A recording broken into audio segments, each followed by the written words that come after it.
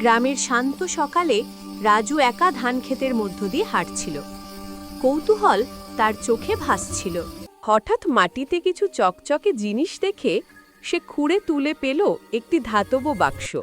রাতে চুপি চুপি নিজের ঘরে সে বাক্সটা লুকিয়ে রাখল, কিন্তু তার চোখে যেন ভয়ের ছায়া। সারা রাত রাজু ঘুমোতে পারল না। মনে হচ্ছিল কেউ যেন তাকে দেখছে।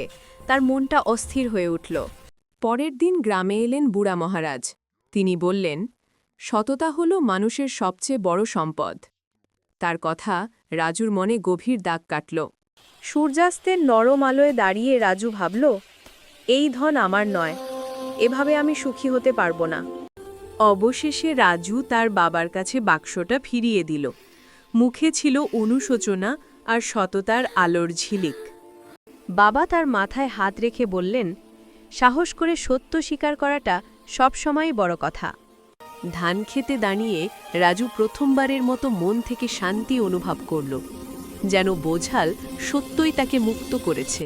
ধীরে ধীরে গ্রামে ফিরতে ফিরতে রাজু বুঝল, অন্যায়ভাবে পাওয়া ধন নয়, শ্রম আর সততাই মানুষের প্রকৃত সম্পদ।